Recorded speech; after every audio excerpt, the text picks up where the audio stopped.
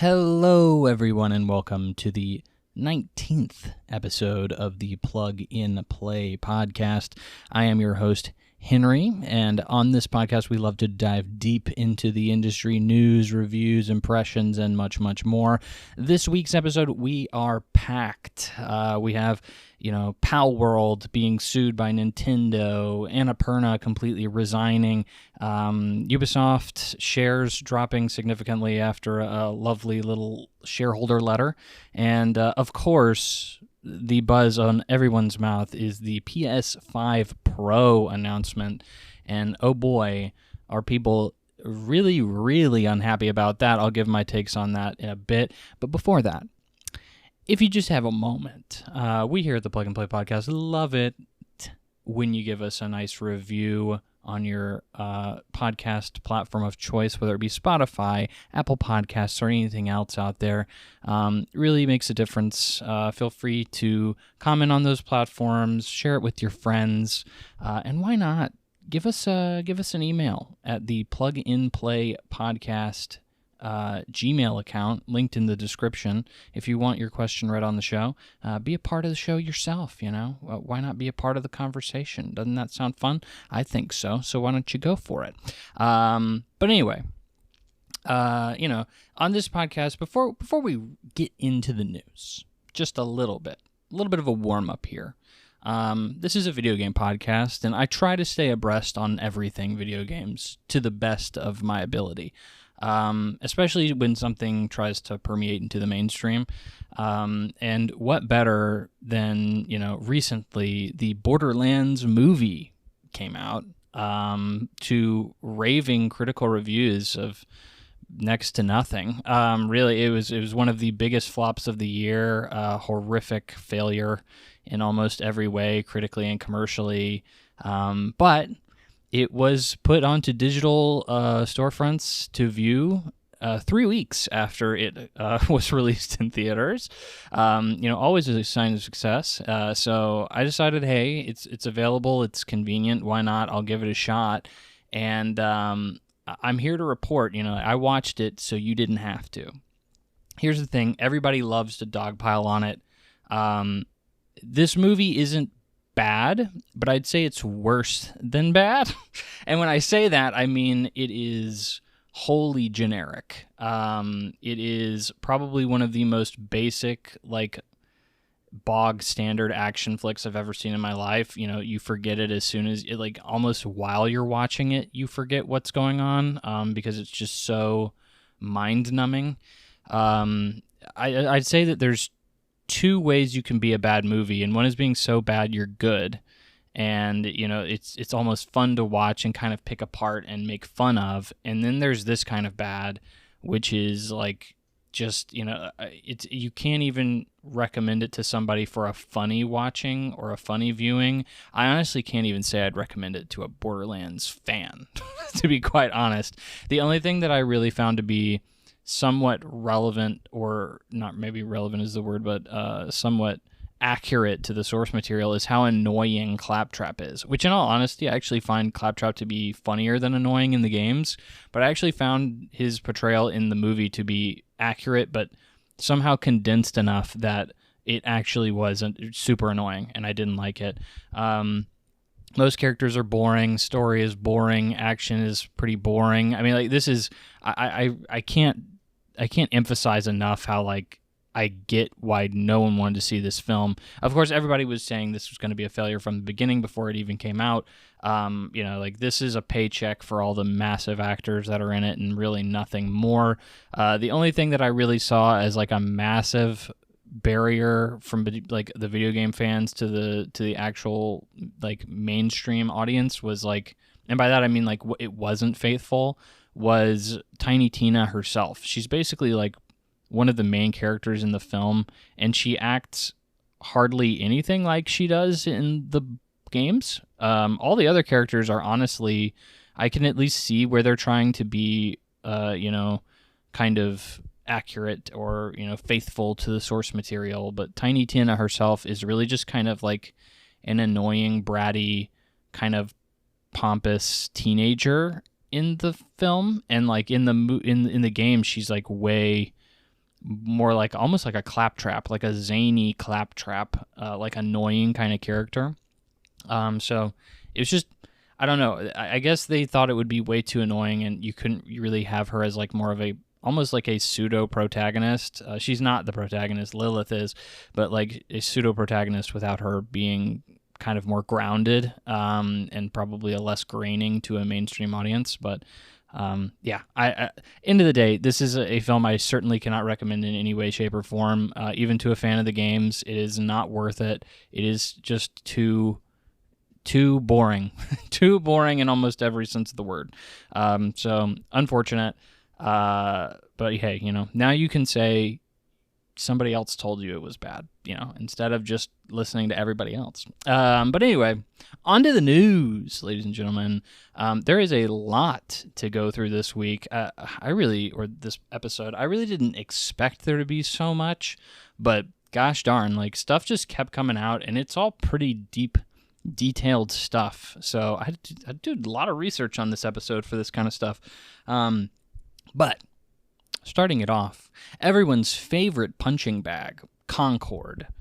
More details have kind of released around its development and some more recent happenings behind the scenes. And, like I expected, probably this, like after last episode, like that was the bulk of it. You weren't really going to hear anything else about it. We all knew it was a failure. We all knew it sucked. And or it wasn't meeting expectations. Nobody was playing it. Even after playing the beta, I wouldn't go as far as to say Concord sucked, but like Concord certainly did not meet expectations. And I expected that was it. We'd probably never hear about the thing again unless it resurfaced in some way, shape, or form. But here we are.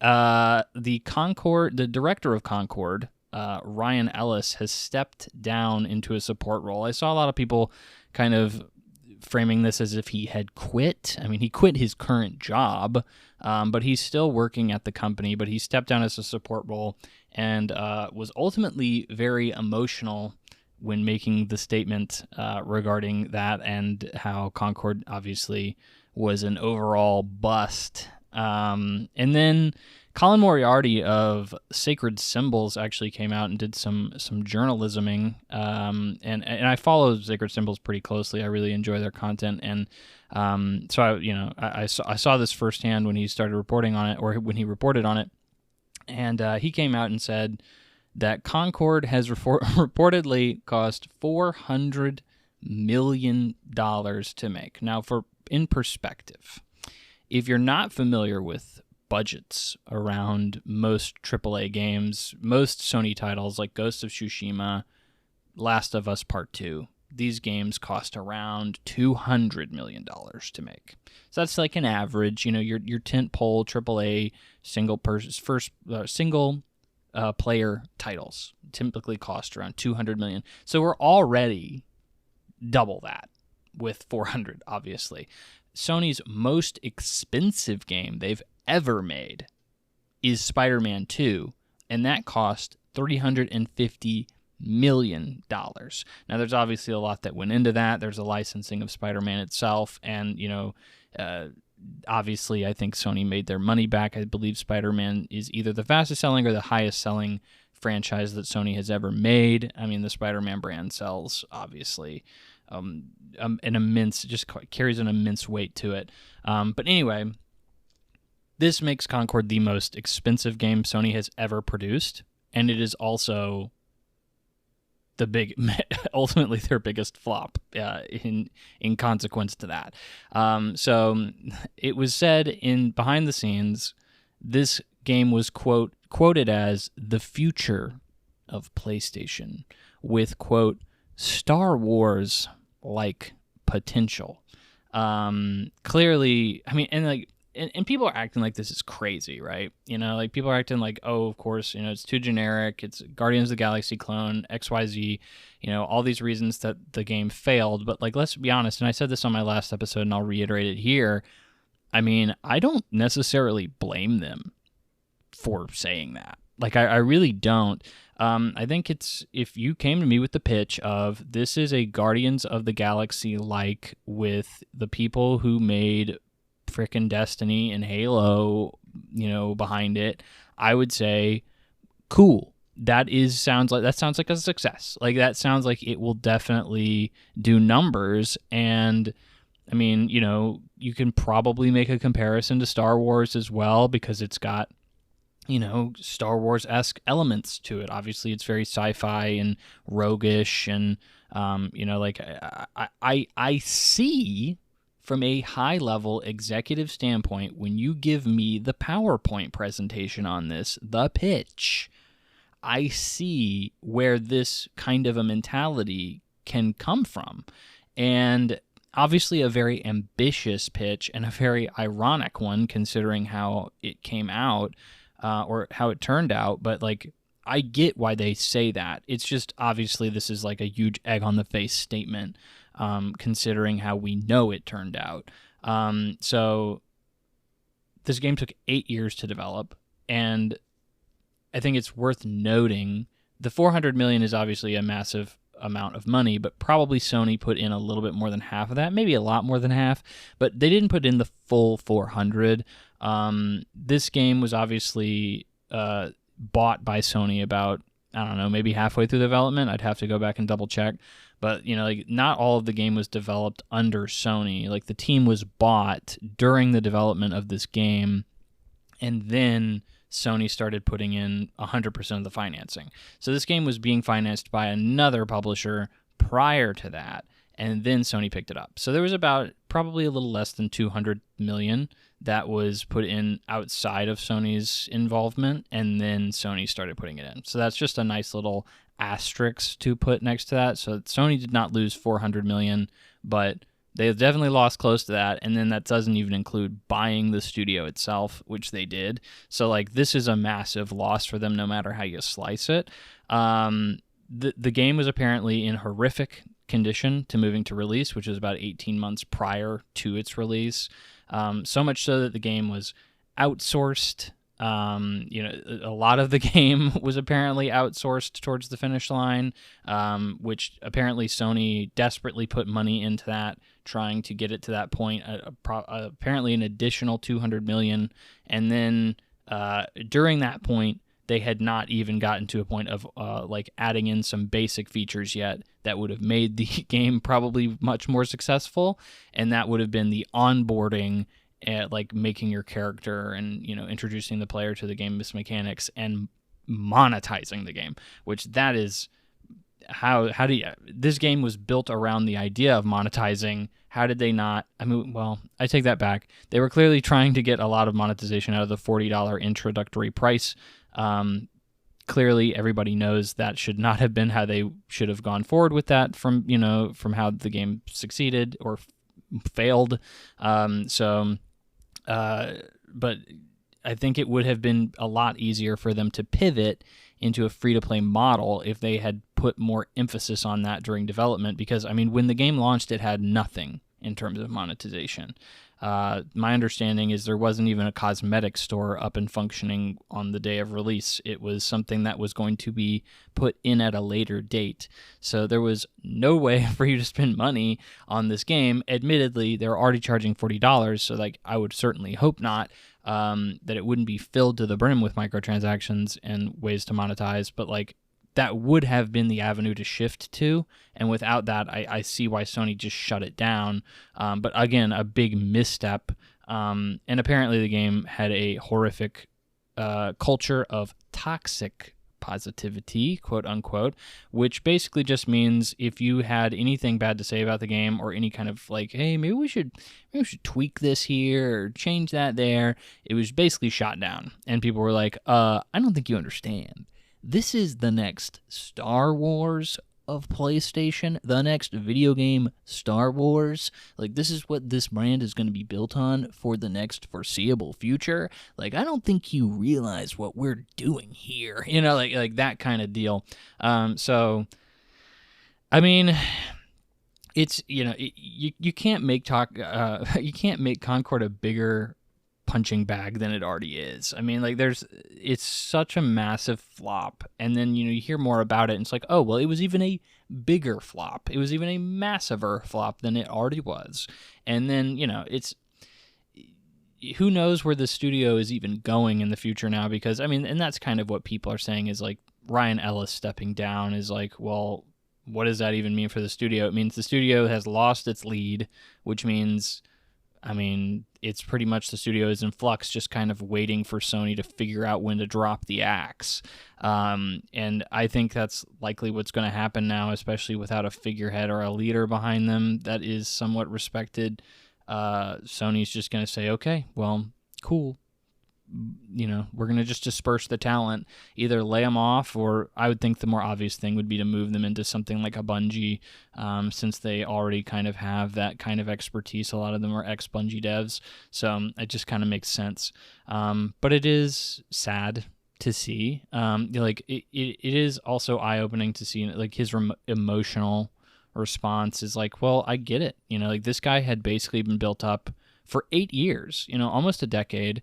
This guy had been told this game is going to change the industry. You know, this is, and not only had he'd been told that, but everything had kind of been moving in that direction. You know, he had been his company had been acquired by Sony. You know, like his show, or there was going to be a show or an episode dedicated to his game before he had even released, of an Amazon Prime show. You know, like this is millions and millions and millions of dollars was going into this project. I mean, like, and then you get hit with this massive turnaround of not only did this game not meet expectations, but it is likely one of the biggest failures in video game history.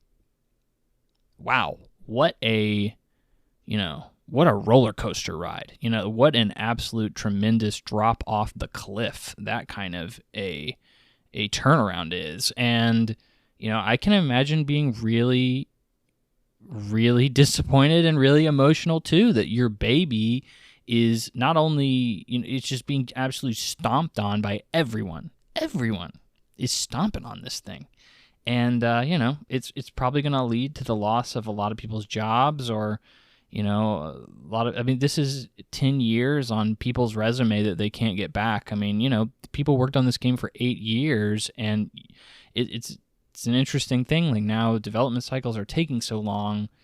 You know, a lot of what goes on your resume is, I worked on Call of Duty, I worked on BioShock, and that's what you kind of sell yourself on. That's the easy pitch.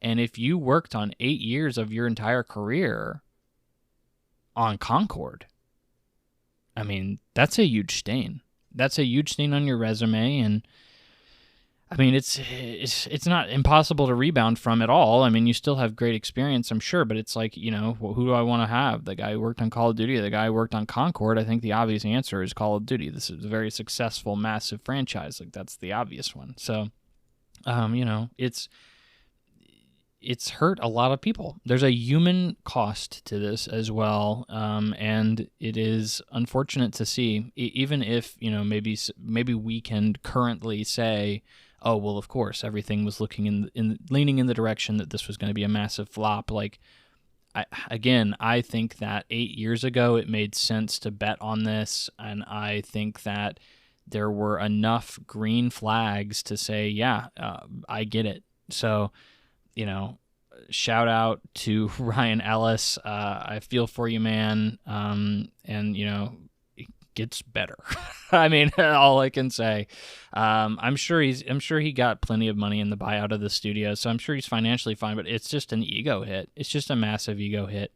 And, you know, hopefully I don't have anything else negative to say about Concord in the future, you know. Hopefully this is the end of this. You know, we don't have to keep beating a dead horse. But, yeah. Anyway, moving on to some actual new news. We have Annapurna Interactive's entire workforce resigns. Now, this is not as big. I mean, it is a massive deal, but it's not like thousands of people quit their job. I think the total headcount at Annapurna Interactive was 27.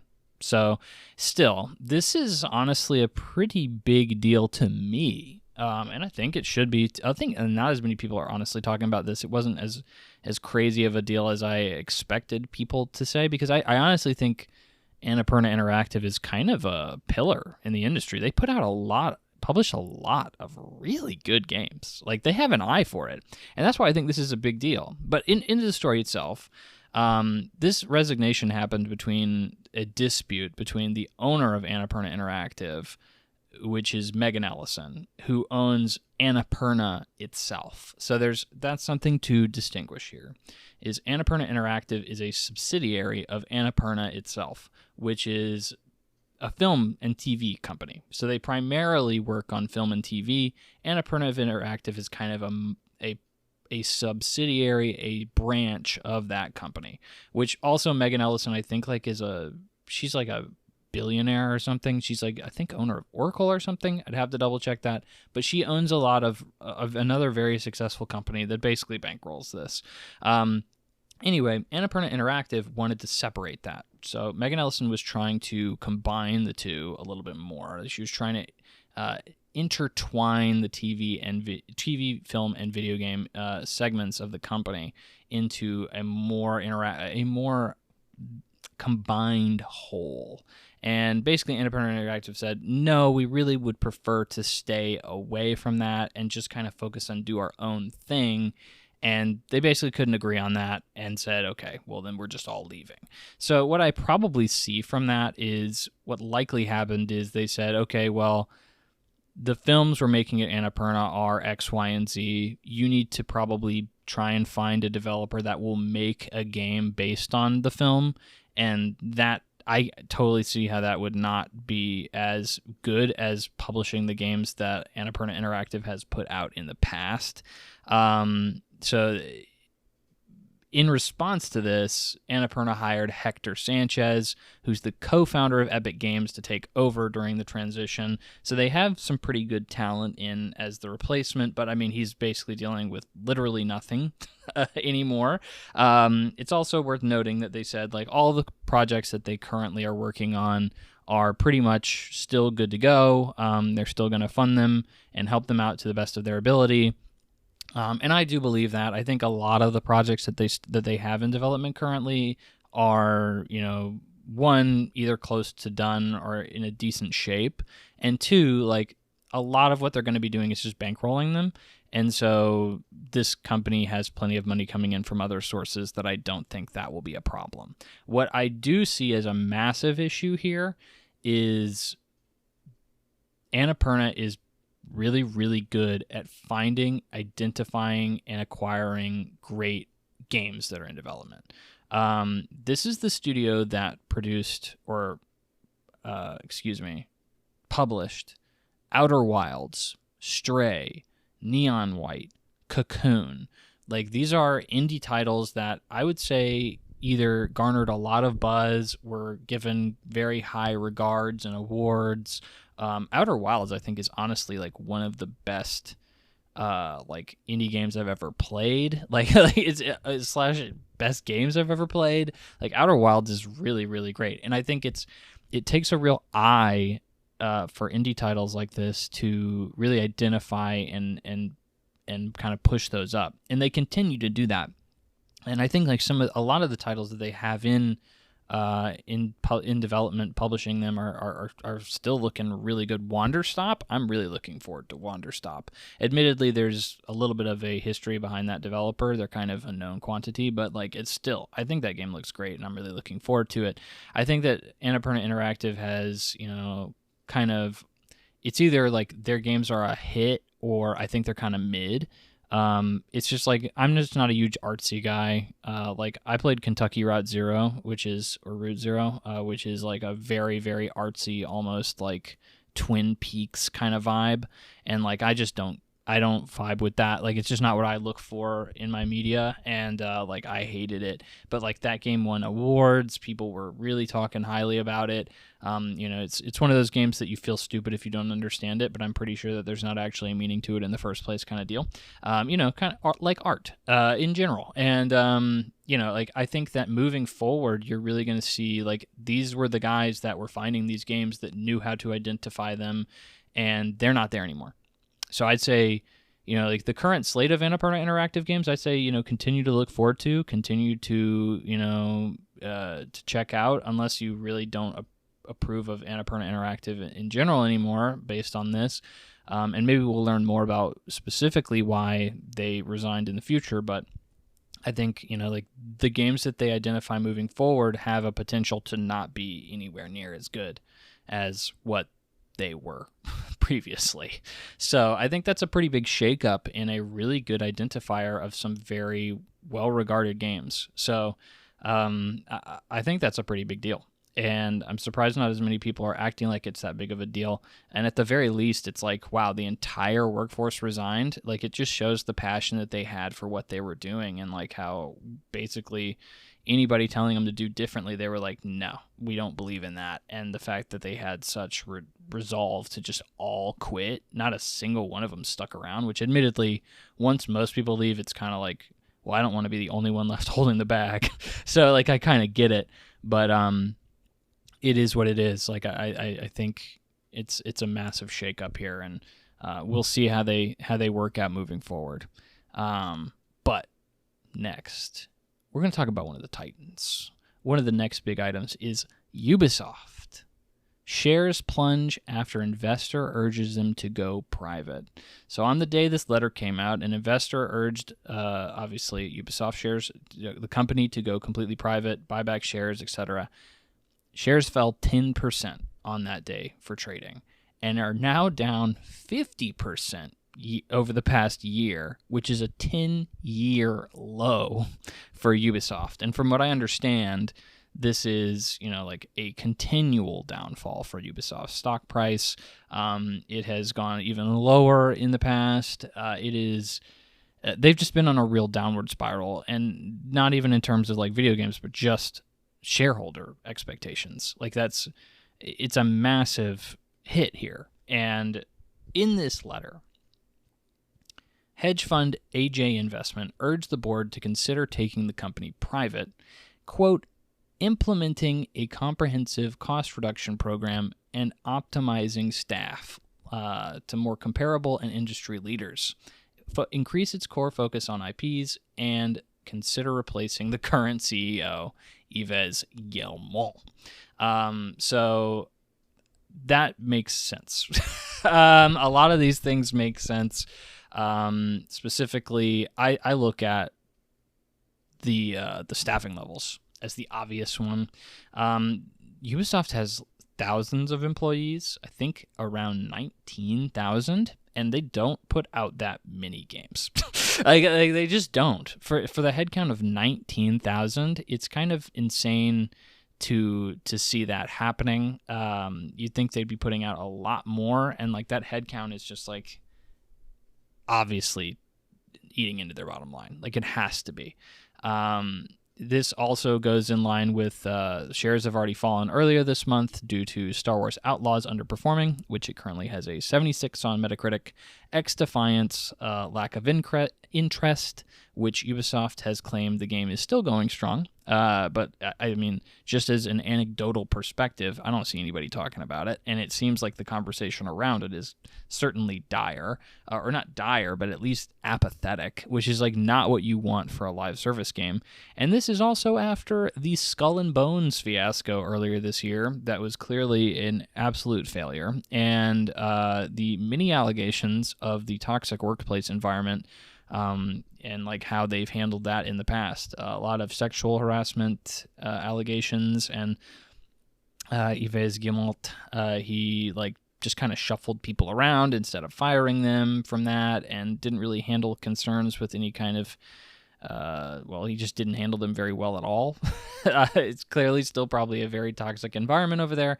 Like, there's just a lot. There's just a lot going on over at Ubisoft that's not good. Not good at all. And I think it's interesting to see this apparently, AJ Investment only owns about 1% of Ubisoft. Still a substantial amount for a company of this size, but like it was a notable statement that clearly made people take notice and said, yeah, there are problems here, and maybe they do need to do something pretty drastic, and maybe I need to get out of my shares before they turn private, because that maybe seems like the best option, so I don't have to sell my shares at a lower rate. Yeah, I don't know. I think it's easy for everyone to look at Ubisoft and say, well, Star Wars sucks because it's the same game again and again, which I've actually heard it actually takes a step away from what the typical Ubisoft formula is. Still very similar, but it's not the exact same. And like, oh well, climbing towers and waypoints and stuff. Oh man, big open world games. That's just the only thing they make. And it's like, really? I mean, that's not true. That's really not true anymore. I think Star Wars Outlaws was a big exception to that. X Defiant obviously is a live service game, Skull and Bones. Even though it has a lot of Ubisoftification in it, it's also like a little bit different than what you would expect from a normal Ubisoft game. Obviously, primarily like a pirate ship simulator of sorts. So like, you're really kind of stepping away from that as a total like Ubisoft idea of what you'd normally think of. More so than I think people give them credit for. But I think what this really is like, this is a shareholder thing of like, are they making enough money? And I've always looked at them and said, of course they are. Like, I feel like it's kind of like a Call of Duty situation where everybody loves to kind of dog on it and be like, well, this kind of sucks. And it's like, well, not really. It's one of the best selling games of the year. Clearly people like to dog on it, but then they go out and buy it anyway. And I feel like a lot of Ubisoft games are like that too. Especially like Assassin's Creed. People tell you like, oh, this game's bloated. This game is the exact same as it was over and over and over again. It's like, well, but then it's one of the best selling games of every year. And it's like, okay, well, then clearly these games still hold an audience. They still appeal to a wide, more mainstream audience.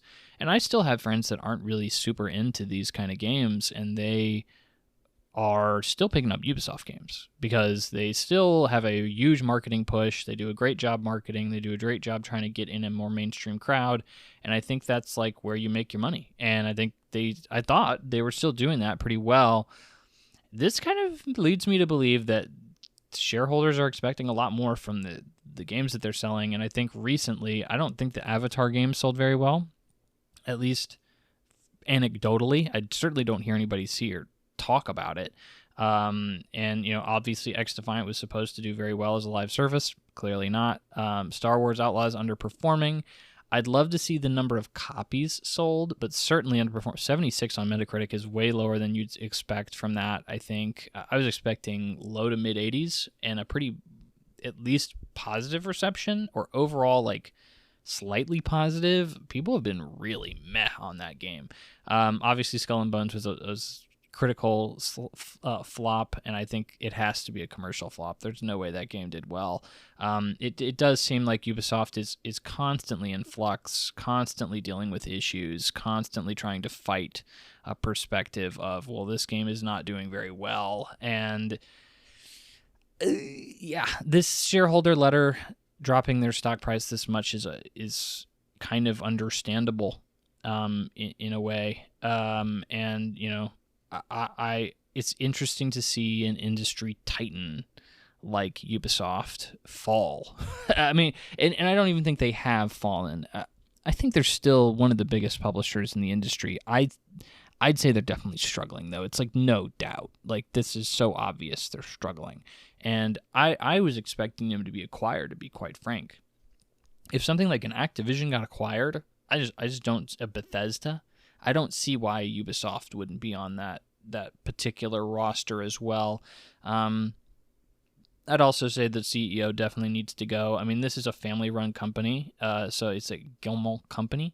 The family itself owns it, and that's why he's the CEO. So I doubt he would step down unless giving up his family jewels in that, the way of saying. I think everything here in the letter makes sense, and it's either time for Ubisoft to step up or ship out, and I don't know if they're capable of that. Is the problem. I think that Ubisoft is pretty content doing what it can do. I think Ubisoft really just needs to take like a break, but that's impossible to do when you're in this industry, and just kind of figure out like how to innovate on their titles, how to make their IP last longer. I mean, they tried to do that with Assassin's Creed, and I don't think they really, they kind of succeeded. I think Origins gave some new life to the series, but I don't know. Overall, I feel like I'm just kind of rambling here, and clearly Ubisoft is not doing well, is what this means.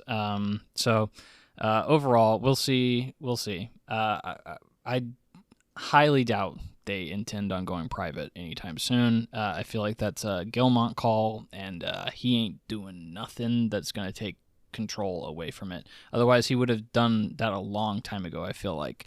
Or the family would have. So at some point. So I think we're just going to see a continual downgrade until they get too desperate. And I don't even know what a desperation looks like unless you sell. Like I don't see any way out at this point for Ubisoft other than an acquisition, and that it would be mainly for Ubisoft's IP. Their IP, and then maybe some of their talent. And I think a lot of their talent would be shuttered if they were acquired. I mean, just look at what's happening with Microsoft.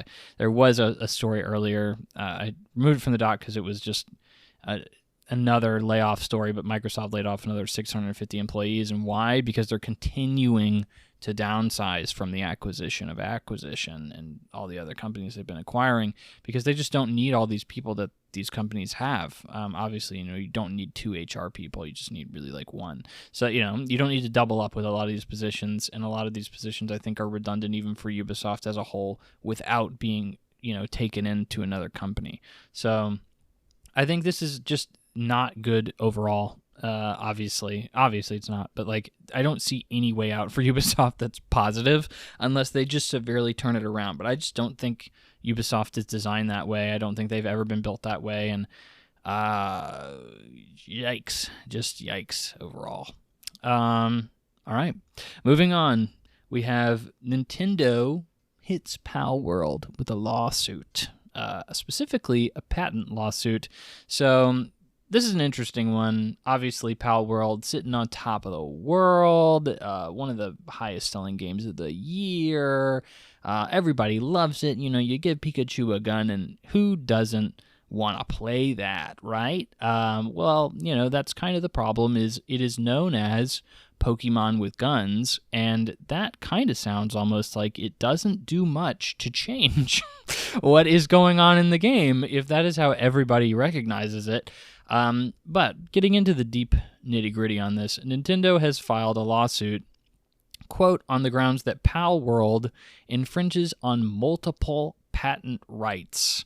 So it is very important to note that this is a patent lawsuit, not a copyright lawsuit. And we also don't even know what the patents are yet that Nintendo is suing over. So it is, kind of up in the air as to what Nintendo's mad about, but obviously when everybody hears this story, they're like, well, of course Nintendo is mad that they just took Pokemon and copied it, and that's a copyright suit, because that's just the obvious one that people throw around. Everybody knows copyright, they don't know patent as well. So to delve into that a little bit, I'm not a lawyer, but to my understanding, a patent is a little bit looser than a copyright suit. So something like trademarking or patenting the ability to throw a ball in a 3D environment and catch a monster. That could be, per se, a patent that Nintendo owns. A copyright is a little bit more set in stone. It's, like Pokemon copyright, a Pikachu copyright. It's a little bit more specific. And a lot of patents are owned in the video game sphere. So one of which that I remember very vividly being a big deal was like Warner Brothers patenting the Nemesis system in Shadow of Mordor.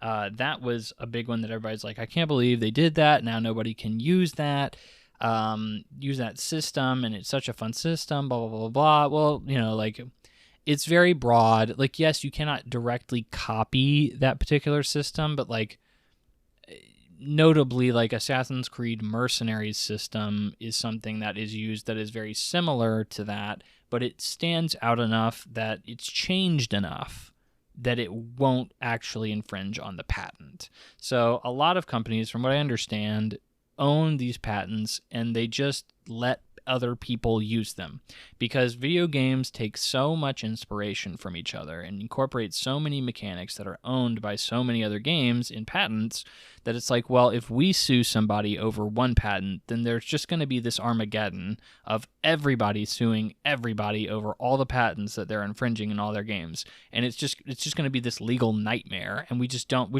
let them use the patents, like it doesn't matter. So that's what normally the video game industry kind of works on, and Nintendo has basically said no.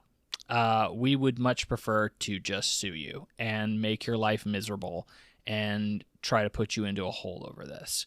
Pocket Pair has responded, and it says it believes, quote, "Truly unfortunate that we will be forced to allocate significant time to matters unrelated to game development due to the lawsuit. End quote.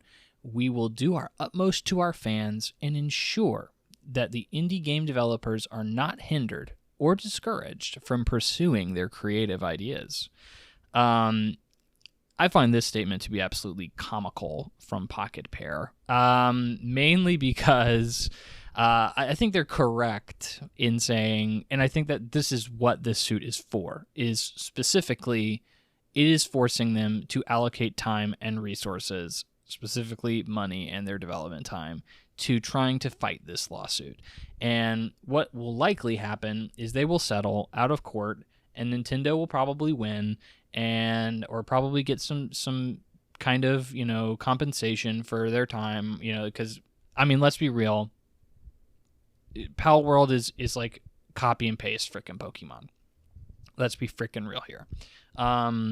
I played Palworld for a handful of hours earlier this year, and it was so blatant to me that they had just copy and pasted mechanics and elements from other Nintendo games that it was like, honestly, I was like, why are people not talking more about this? People are talking about like the AI generated Pokemon or Pals and how they look a lot like Pokemon. And I think we have enough evidence at this point to this game 100% used AI generation tools to make their pals that were incorporating Pokemon like information and data. Like there is just no doubt in my mind that is 100% what happened.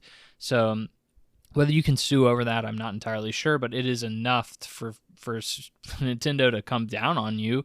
The title screens in that game were literally like, and some of the sound effects were blatantly ripped from like Breath of the Wild.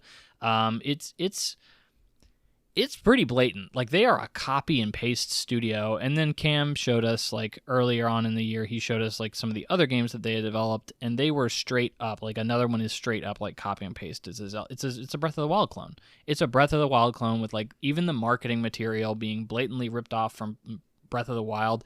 This is a bottom of the bin like gutter studio that I really don't respect, and clearly is just stealing their ideas from everything else and just copying and pasting them into a game. And they just got really lucky with Palworld. Like, that's what I think frickin' happened here. And for them to be like, oh, like, I can't believe that this is happening and Nintendo's being such a bully.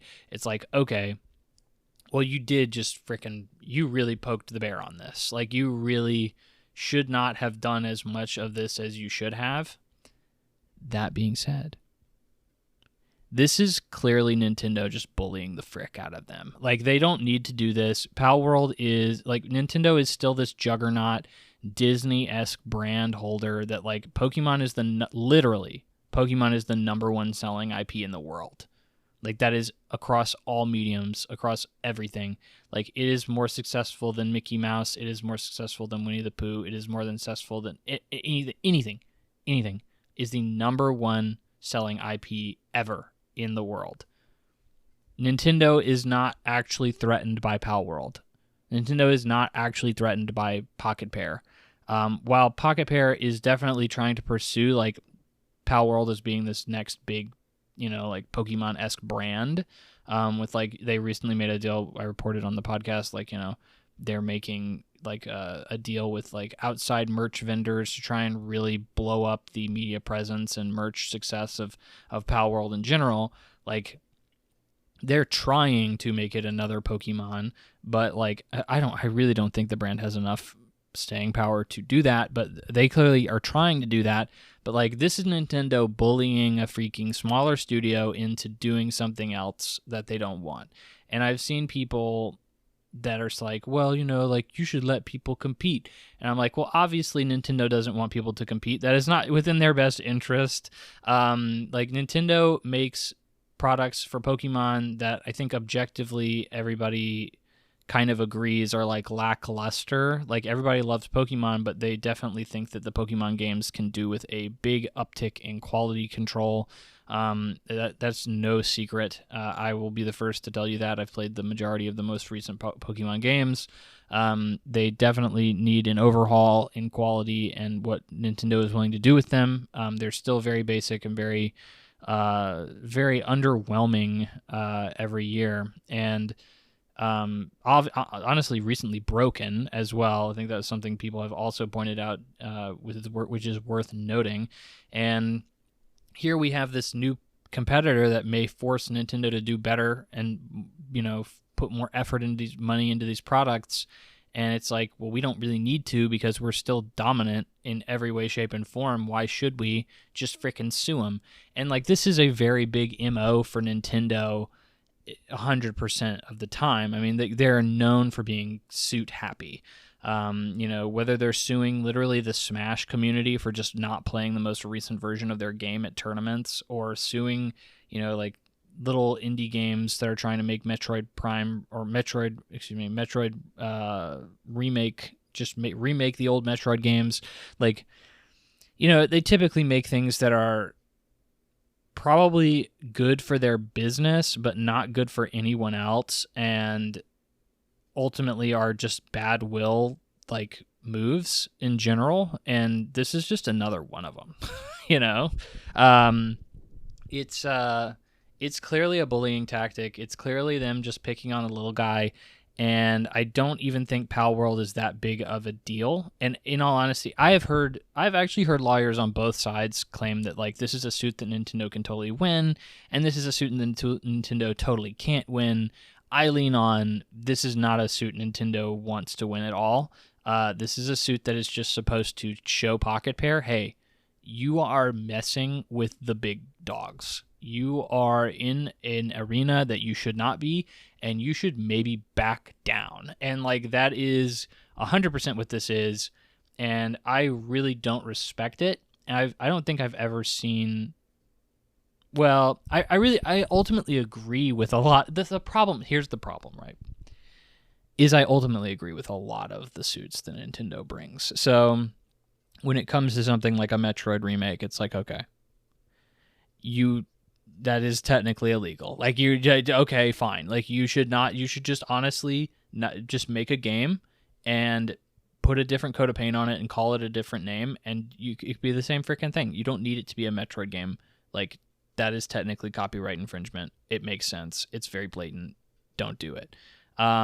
Taking down Yuzu earlier this year, the emulation service, it's like, okay, like that, those guys were literally bragging about how, like, people were emulating a bunch of, like, Switch games that had just released, like, before they even came out.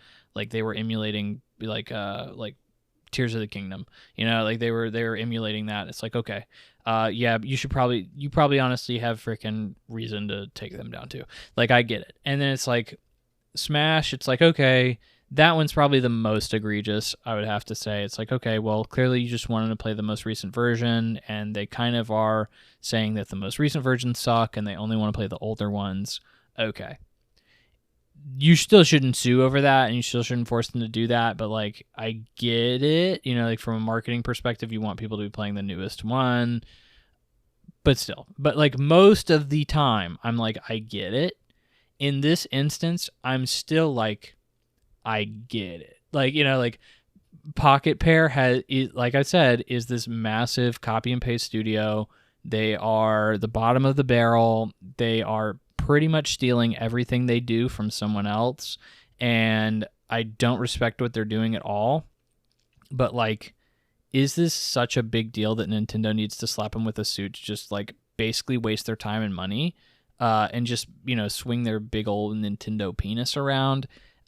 That just seems unnecessary. It seems because it's probably not going to win. It's probably it's literally just to mess with them. And I think that that's just ultimately bullying. And it just it's so funny to see Nintendo trying to become this this Disney-esque brand of, well, we want our IP to be in theme parks and movies and video games, and we want it to be this, merchandise. We want it to be this Disney-esque thing. And in the process, they are also copying what I think a lot of people recognize as Disney's kind of evil corporation thing of really weaponizing lawsuits and just being really jerky to everyone else is, and that's not the realm I want them to move into. You can be a Disney-esque corporation if your IP is strong enough, but dang, dude, don't be the devil about it. That's unfortunate. So I don't know. This is two people kind of doing some scummy stuff, in my opinion. And at the end of the day, I think Nintendo's doing the scummier thing. It's like a daycare drawing Mickey Mouse on the side of their walls, and Nintendo suing them over it, or Disney suing them over it to take it down. It's this is such a small fish, and you're such a big fish in a totally different ocean. Why are you doing this? It's just mean. It's just mean. So, but Palworld is still something that people play a lot. It's got 20,000 concurrent players typically, which is a really big number. So, I mean, dang, still something they feel they need to go after, I guess. It's just funny because you would have assumed they would have done it a long time ago. But I guess Nintendo sits and waits. They lay in wait in the bushes to pounce and kill. But anyway, enough of that. On to our main topic of the episode. And this is a big one. Dang, this is a huge one. I have so many notes for this. This is the PS5 Pro announcement and subsequent backlash. Now, I'm going to go through everything here. The thing about it is I'm not a big hardware guy. So I don't know a lot. I know enough to get by when it comes to hardware, but for the most part, I don't know a lot about hardware. So this is a huge topic, and it's really unfortunate it is because people wouldn't shut up about this. This was a massive controversy. I had friends texting me this is crazy. I can't believe they did this with the PS5 Pro, which I'm going to get into in just a second, but I'm just prefacing everything to say I had to do a lot of research to even understand half of the stuff that's even being talked about in this presentation, and it wasn't even that much stuff. And what the grand overall ramifications of that is and what it means. So I was really hoping this would have been just a small blurb and I didn't have to know anything about it. But there's a lot of people saying a lot of really weird misinformation and not fully understanding stuff, and there's a lot of contradictory even statements I'm seeing from people because they don't fully understand it. So I had to get into a lot of the nitty gritty here, and a lot of what I'm saying is backed up by people who in the industry I do trust, like Digital Foundry and people like that. So that's where I'm coming from here. Okay. But let's get into it. All right. So previous week, Sony announces the PS5 Pro in a press release with Mark Cerny on YouTube. Here are the features that are included in the PS5 Pro. Specifically, they hold up three major pillars of what is included in this console that makes it better. So really, all of what is happening that makes the PS5 Pro better is all inside. It's all really just the guts of the console being upped. It's really not any features that are coming standalone with this console at all. It is just the guts. So we have a larger GPU as the first major pillar. So this is something that's going to allow for faster rendering, loading, all that good stuff, which is great. Who doesn't love that? Advanced ray tracing. So it's going to calculate ray tracing at double or triple the speed of the base model. Okay. We'll get to that. AI-driven upscaling for the AI-driven upscaling or PSSR, which is their proprietary AI-driven thing, which stands for PlayStation Spectral Super Resolution, or PSSR, as a lot of people have been saying. So this is probably easily the most interesting thing to me, which is, and I've been very big into the AI scene, or not very big, but like I do follow it, and I do find it very interesting.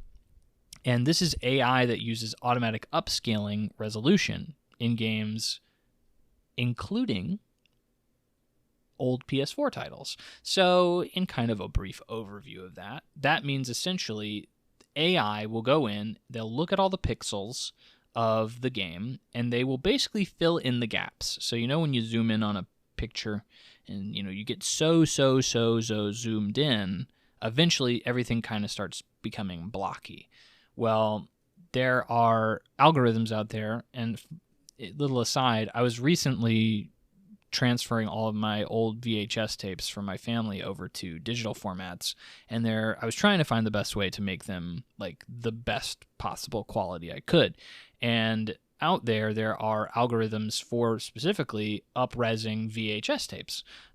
So it will go in and it will, anything that looks blurry or jagged or whatever the case, it will kind of use AI to identify what goes into those gaps and what will kind of smooth out those edges and make it look a little bit better. And that's exactly what this PSSR is doing. It's going in, it's kind of zooming in on those gaps, and it's saying, okay, well, if we put another pixel right here, or we try to fill in that pixel, then it'll look even smoother. And knowing that can happen for also older titles on PS4 is honestly pretty cool. And I think that's really nice. And I really enjoy hearing that. I think that's a cool little feature to add to this. All these features will be baked in to future games. So every PS5 game that comes out in the future is required to have these enhancements. So you're good to go there. And then a bunch of older titles were announced. A lot of obviously like first-party Sony games mainly. And then a lot of bigger IP games, bigger AAA games. Like maybe a Final Fantasy or Assassin's Creed or something like that are also being included in these older titles that are being upped for the PS5 Pro enhancements. There was no disk drive, which we will certainly get into, and adding on the disk drive would be $80, so an additional cost. And then the stand itself, they have a stand for the console, is $30. We will get into that. Ultimately, the biggest mic drop, the price. What would they give this console as a price? A lot of people were saying before the presentation, they were saying maybe $600, and I was kind of leaning in that direction too. $600 seemed to be understandable. The base model is $450, $500, something like that, and has not received a price hike, or has not received a price cut since release, which has been around 4 years. So it seems about time to probably knock the price down. I was expecting probably a price cut for the base model, a slight price cut, and then probably about a $600 price for the Pro. They dropped the mic and they said $700. $700 for a PS5 Pro, no disc drive, and a $30 stand. Whoa! Did this make everybody freak out? This was probably some of the biggest backlash I've seen in a while to something a corporation did in general. And, everywhere I was going, every board, every website, everything, it was pandemonium. You would have assumed they had announced like a second, like, world. This was like World War III, the second coming of Hitler. Like, who knows? Like, it was nasty out there. I have, after a week or so, I'll say this. Let me give my initial kind of impression on this. So, I am not a big frame rate guy. I'm not a big frame rate snob. I'm certainly not a graphics snob. I mean, if you give me good frame rate, I'll be happy. I care about a consistent frame rate. If it is chugging, I don't want that at all. Like, that is horrible. If it's a smooth 30, I really think that's fine in most instances. I really can't can't really, I'm not going to say I can't tell the difference. I can tell the difference, but not by much. It's not like this game-altering perception for me to have a 30 versus 60 frames. And I feel like, based on the vast majority of conversation I see amongst the hardcore crowd, I'm like, a pariah for even saying that. But it is what it is. And then a graphical snob guy, I'll play a game that's straight up like 18-bit, 16-bit, whatever, pixelated mess. As long as it's fun, I certainly don't mind. So this is not that big a deal to me. These are features that I don't necessarily need to have fun and to enjoy my experience. So I skipped the PlayStation 4 Pro, and like that almost felt like a more necessary need. This is definitely seems like a much less necessary upgrade than the PS4 Pro did. I mean, like by the end of the PS4 life cycle, my PlayStation 4 was like humming like a jet engine. Like everything I put in it was, it was horrible. It still does that if I ever go back to it. And it's like, this is not as big of a jump. I feel like the PlayStation 5 is still pretty significantly powerful. It's doing what we need, or at least what I need. And, I don't see it as that big of a deal. And I was never going to get this because I am satisfied with what I have. And I know that based on the PlayStation 4 Pro, like I can certainly survive the rest of the generation without it. And most of the features are not going to be something that I particularly care about. They're not something that I need to pay more money for. So this is always going to be a pass from me. But seeing the response, I was like, this is kind of surprising to see how horrific this has been in terms of backlash. So let's dive into this presentation, because I genuinely think that this marketing was horrible. This marketing was really, really bad. So it was shown on YouTube. So already we have the compression issue of YouTube. If you're unaware, whenever you put anything, you can upload a really, really nice, crisp-looking 400K video to YouTube, and if you're streaming it, which is what was happening, or what everybody has to do, really, when you upload it to YouTube, it has to be compressed. And when it gets compressed, it becomes more pixelated. It becomes harder to really see those details within the video. And when... comically, they had side-by-sides of like Final Fantasy VII Rebirth and like Spider-Man 2 and Ratchet & Clank, and they were like, look at the big difference of these leaves and this little crowd, this little guy in the background here. Isn't he just different looking? And I think this was absolutely stupid to try and show off in this way. Here's the thing. I was watching it on my laptop screen. I watch most of my YouTube videos on streams on like my laptop. I then watched it on my phone, and like on my laptop it was noticeable, but like I had to kind of squint a little bit and be like, okay, I think I see what he's saying there. I watched it on my phone a second time, and it was, I couldn't tell a difference. Like there was no difference at all. And I think most people watch most videos, statistically speaking, on their phone. So most people probably saw this presentation on a phone that was being compressed through YouTube. Of course, we're not going to see any difference, and it's going to be a really, really bad sell. A really, really bad sell.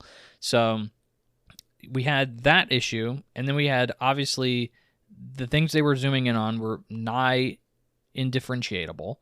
And then I think I also want to just touch on, this was another thing that was not specifically said, but I saw a lot of people parroting everywhere, which was, people are like, okay, well, and this was something that the presentation kind of alluded to, but never specifically said. And that's why I went back and watched it a second time on my phone, was like, I needed to double check. I was like, did they ever say that? Like, I'm hearing people say this, but like I don't think they ever specifically said that. So like the opening of the presentation specifically comes up and it's like, hey, we know you hate choosing between fidelity mode and performance mode, which if you don't know, fidelity mode is like the PS5 is not powerful enough to do both 60 frames per second and a high pixel frame rate. So you have to choose between, basically, do I want my game to look pretty, or do I want my game to run at 60 frames per second? And according to Sony, like 3/4 of players actually choose fidelity, or excuse me, performance. Take that back. Performance mode, which is funny because I've actually heard contradictory reports that like the vast majority of people, like 75%, choose the opposite of that. They choose fidelity. So like, I don't know who to believe here. I would assume that like probably the hardcore demographic chooses fidelity 75% of the time, and then maybe a less hardcore crowd probably chooses not performance. I don't know that to be true, but again, I've heard contradictory reports. So we'll go with what Sony says though and say most people are wanting 60 frames per second. Anyway, PS5, regular PS5 can't do that. So they were like, well, we know you hate choosing between these two, so like, why not do both? And like, it's kind of the general gist of what the sell for this was supposed to be, is like, you don't have to choose between these modes anymore. You can just do it, both of them at the same time, 4K, 60 FPS. They never actually said that's actually what's happening though. And I actually had to dive really deep and figure out like, okay, technically they aren't doing that. It is, if you have a PS5 Pro model, you still will have to ultimately choose, like, do you want to prioritize 60 frames or do you want to prioritize 4K? And then they're basically going to do some workarounds to upscale it using PSSR to 4K. Like if you choose 60 frames, it'll be like, okay, well now we're going to use PSSR to kind of upscale it a little bit. So it's not running in a true 4K, but it is running in a upscaled version of the picture. So you're getting a better better view out of it and also maintaining performance. And the same will go vice versa if you choose to prioritize fidelity and not fix 60 frames per second. So like, a long way to say, like technically they tried to sell it that way, but I don't think that's what's happening. So like that was a confusing thing that I think went over a lot of people's heads. And then another thing they showed off that I think was not shown off very well is like, we had user accounts. They had one team come in, or one journalist come in and actually get a hands-on with the PlayStation 5 Pro. And later I saw some screenshots, comparative, like, and they specifically gave him a demo of Final Fantasy VII Rebirth. And I've played Final Fantasy VII Rebirth, so I kind of understood the base that he was working with. And essentially, his way of saying it is like, well, when I looked at this game in the PS5 Pro model, it was like putting on glasses. And when I saw the comparisons of the screenshots between the two versions, it was like, okay, yeah, I actually see that. The base model is a little blurry. It's a little kind of smudgy looking. And then you look at the other version of the PlayStation 5 Pro, and it's very clear, kind of crisper, and a little bit more colorful in a way. And it's like, okay, as somebody who also has had glasses in the past, like I 100% see where that's coming from. That kind of comparison of, well, now I have glasses is honestly perfect for what I'm seeing here, but that is not shown off in this presentation at all. So, and even then, like, I still would say it's not worth the price hike, but, again, we'll get into that in a second. So moving on to the pricing specifically, the main thing I think is worth noting here is people are basically, a lot of the hardcore audience, and let's be real, this is for a hardcore niche audience, a PlayStation audience, and an audience that specifically does not want to upgrade to console, or upgrade to PC, and wants the simplicity of a console. And it's very interesting to see the hardcore gaming crowd talk on this, because let's be real, I think the vast majority of the hardcore gaming audience, at least the vocal hardcore gaming audience, is a PC crowd.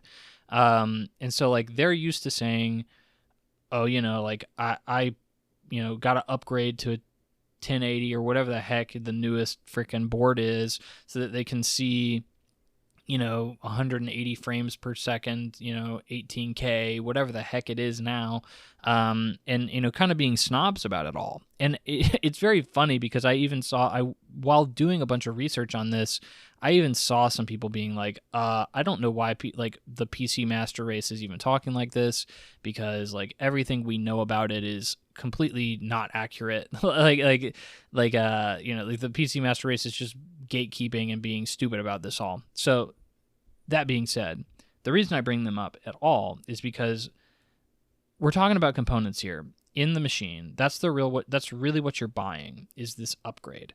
And it's very comparable to what you would be doing with a PC, is changing out the parts for better parts that would then make your stuff perform and run better. So in this instance, though, the massive backlash here was too much. $700 was not what people were willing to pay or wanting to pay. And I'd say, well, okay, what would PC hardcore gaming crowd, what would the equivalent be? That was like my first question, was what the heck is the equivalent to this?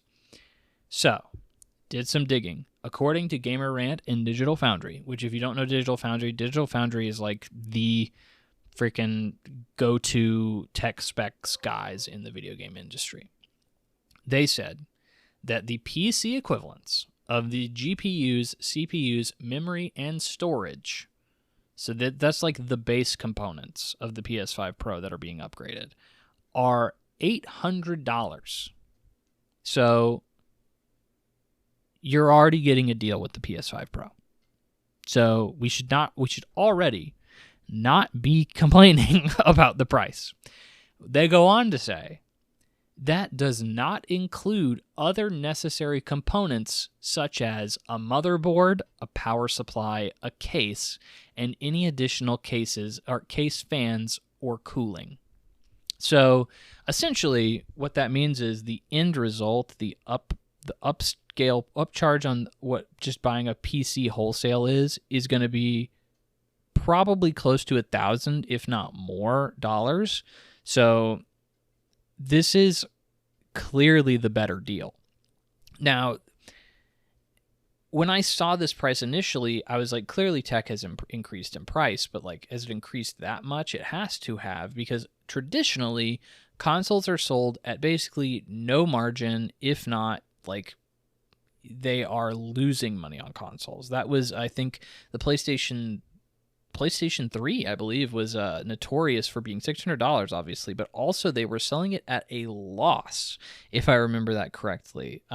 So the reason for that is because they sell it at a loss to get you in at a lower price, and then essentially they get to take a cut of literally every single purchase that you make on that console.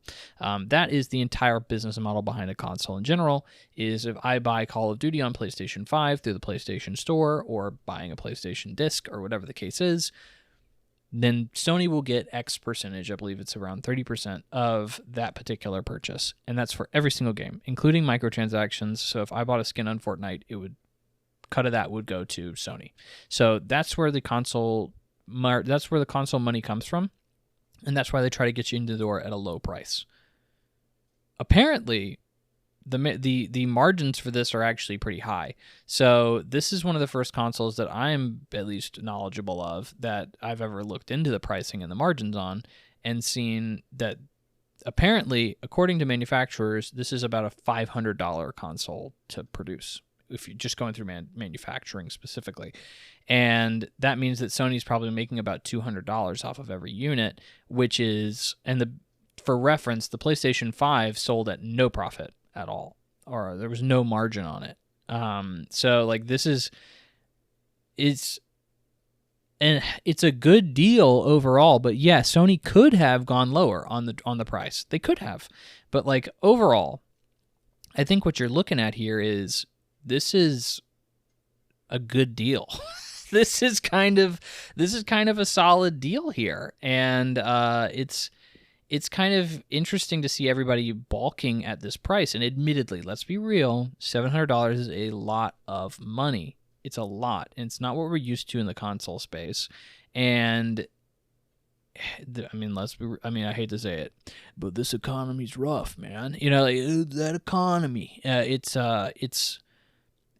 tough for everybody right now. Inflation's high, and this is a price tag that really is gonna scare some people. And I mean, it scared me. I was like, 700. Wow, okay, they thought they'd get away with that. All right, which, like, clearly everybody else was a little bit more inflammatory with their response, but like, I get it. Like, it is scary, but like, our tech has gone up in price year over year over year. I mean, people are buying cell phones for thousands and thousands of dollars. Like, this is not that big of a shock when you really take into consideration everything in the market and, you know, the components and the economy and inflation in general. Like, that is kind of understandable. And moving into that, like, that's kind of where I think the price cut, technically we've gotten one. And I think a lot of people would raise an eyebrow at that and be like, what the heck are you talking about? I mean, based on inflation, the PS5 has lost $100 in value by just remaining the exact same price since its launch. So there's your discount. You know, there's your price cut. Is the PlayStation 5 is technically $100 cheaper based on inflationary, you know, numbers. So, you know, in general, our tech is just more expensive because the economy is making everything more expensive. There was a lot of backlash against, like, oh, well, you know, it's even more expensive in like Europe and other countries. I'm not really going to talk about that much because I don't really follow the economies in other countries. But from what I understand, yes, like, the reason it's technically a lower price in America is because the dollar is simply stronger, and we have a more liquid economy, so like, it's simply just more valuable to lower the price here, and therefore, like, just sell more units because it just means more in terms of the dollar. So, and then I think another important thing to add to this is not technically $700, right? I think the vast majority of people who are going to be looking at this console already have a PlayStation 5. I think there's such a small margin of people that are looking at this as like, well, I still am playing on my PS4. This was what I was waiting for to jump in. Like that's so few people, let's be real, that most of the audience for this is going to be a hardcore Sony consumer that's going to want to just have the latest and greatest. Like, that's what it is. And when you look at it from that, this is a $200 upgrade. I mean, the PlayStation 5 is about $500. You're going to be paying an extra $200 to basically trade in or give away your old console and then buy your $700 upgrade. So you're really subsidizing the original cost of the console into that. You're getting a whole new PS5. It's not like when you try to upgrade your PC and it's like, well, you still only have one PC. It's like, well, you still have that second PS5. And that's what I think anyone with a brain will do, is they will sell their PlayStation 5 that they had, their base model. And honestly, there's a pretty good trade-in deal at GameStop going on for it. I think I heard it's like $400 or something like that. They typically do an increase on trade-in prices during like these kind of second model refreshes. I know I took advantage of that when the Switch OLED model came out. I think it was like a $100 difference to just trade in my old Switch and then upgrade to the OLED model. And I was like, why not? Like, $100 is honestly kind of worth upgrading for that price. I still don't intend on upgrading because that would still mean I'd have to trade in GameStop my PlayStation 5 for $400 and pay an extra $300 for this Pro model. Which also doesn't have a disc drive, which I'm going to get into in just a second. But for me, that's a really big deal because a lot of my games are physical and I wouldn't be able to play them anymore. But like, you know, it's still not worth it. $300 is not worth it for what's on offer here. But like, again, it's still in argument of like, this is still not that bad of a deal. So, okay. Now moving on to the backlash on literally everything else. It's funny because on my notes, I referenced all these bullet points that I'm about to go through as straight up just backlash, but like going through it all, I'm kind of seeing like everything is backlash. So, but these are like more specific points, not overall, into, you know, into various areas of the console. So let's start with no disk drive. We were just talking about it. It makes sense to move into it. No disk drive. Okay, so for me, this is a big deal. I'm a big proponent of physical media, and I have a lot of physical games, and I have a lot of PS5 physical games. I have more, I have more PS4 games physical than I do PS5, and I have more PS3 games physical than I do PS4, and that's just kind of the way the industry has moved, is, like more games are digital now. It's cheaper to buy digital in a lot of ways. Sales are better on digital. So that's kind of why that is, obviously, and it makes sense because we obviously know, anybody who's been following the industry knows, like, it's moving towards, more and more people are abandoning physical media and moving towards digital. We're kind of at like a 60-40 crossroads currently. And there was a really, really, really big backlash, really, really large vocal outcry that this thing didn't have a disk drive attached to it. And I think a lot of that had to do with, well, there's a price increase, obviously. So you had to pay an extra $80, and this was already an expensive ask for a lot of people. But let's be real, most people aren't buying physical games anymore. It's unfortunate. I'm a dying breed. I don't love the idea of the digital landscape kind of taking over, because I don't think there's a lot of digital preservation efforts out there, or ways to digitally preserve these games. So a lot of games just disappear. Physical games, you don't have that problem, or at least a lot of them you don't. Some games are just freaking unlock keys, so on a disc, so it doesn't really matter. But in this instance, it's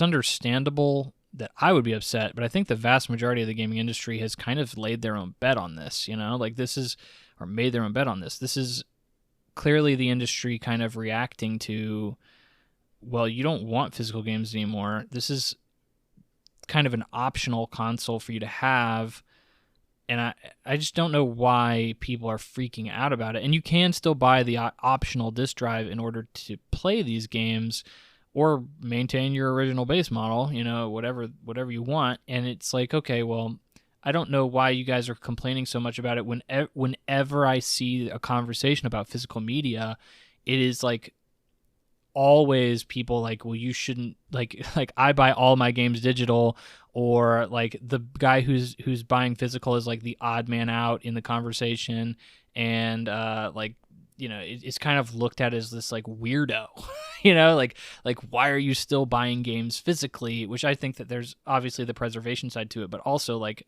I think there's a lot of like economic value in buying them physically as well. You can trade them in, you can keep them, resell them as collector's items. I mean, there's a lot you can do in terms of recouping value that you cannot yet with digital. I think that there's a future where we possibly could, but I don't think we're anywhere near that yet. And I think physical is like still a very viable option for people who need help in terms of like monetary reimbursement, trying to get rid of games and turn them into new ones. So it's really weird for me to see all these people complain about not having a disk drive, and then like clearly most people aren't using a disk drive. There's been a really big talking point around this thing, is no disk drive. So I don't get that. It's weird. I obviously am a huge proponent of it, but I just don't see it anywhere else. And then people are always screaming about, I want better graphics, I want higher frame rate. This is the consequence. This is what you have to do to get it. You have to have better components in your machine, and you have to have more money involved in the production and procurement of those in order to get them. And it's just weird to see people act like they haven't put a large emphasis. I feel like I've seen people in the conversation saying, well, I don't know why Sony is saying like we just need better graphics, and like why are we pushing for that? Clearly, like we're at diminishing returns for that. It doesn't matter anymore. It's like, well, because that's what consumers want. Guess what games sell the best every year? Games that are graphically realistic. Guess what? Guess what gets shown on social media more often than games with like pixel art? Hyper realistic games. Games that are photorealistic. That's what sells. That's what people want. That's what this community has broadcasted for years is impressive to them and that they want to see.